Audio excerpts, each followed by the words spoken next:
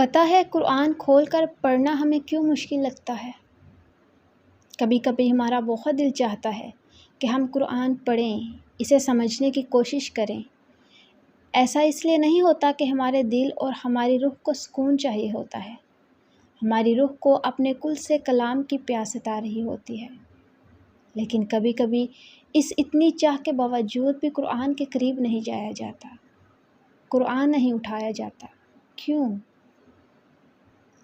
کیونکہ تم سوچتے ہو کہ قرآن پڑھا اگر تو اس پر عمل بھی کرنا ہوگا، اور اگر تم عمل نہ کر سکے تو، تم جانے انجانے میں بھی عمل نہ کر سکے تو، تم مزید گناہ گار ہو گئے تو۔ لیکن ان سب بے وقت قیاسرائیوں کو جنم کیوں دے رہے ہو؟ کیونکہ در حقیقت یہ تم نہیں سوچ رہے، بلکہ یہ وہ شیطانی وسوسے ہیں جو تمہیں اپنی لپیٹ میں لے رہے ہیں۔ شیطان کیوں یہ سوچ تمہارے دل میں ڈال رہا ہے؟ کیوں وہ تمہیں قرآن کے قریب نہیں جانے دے رہا؟ کیوں وہ تمہیں قرآن کھول کر دیکھنے نہیں دے رہا؟ کیوں وہ تمہیں قرآن پڑھنے نہیں دے رہا؟ کیونکہ وہ جانتا ہے کہ یہ اس کی شکست ہے۔ اگر قرآن تھام لیا تم نے تو اس کے ہاتھ کون لگے گا؟ تم ہدایت لے لو گے تو پھر وہ گمراہ کیسے کرے گا؟ تم اللہ کے قریب ہو جاؤ گے تو پھر وہ دور کیسے کرے گا؟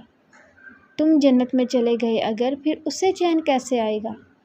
کیا وہ تمہیں بار بار اس درخت کا راستہ نہیں دکھائے گا جس کا راستہ اس نے آدم و حوا کو دکھایا تھا؟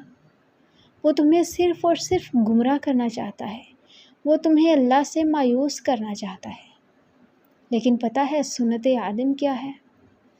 جب تم سے شیطان کی باتوں میں آ کر نافرمانی ہو جائے تو تم نادم ہو جاؤ، تم سجدے میں گر جاؤ، تم اتنا پیشیمان ہو جاؤ کہ اللہ سے دور ہونے کا ڈر تمہیں چین نہ لینے دے۔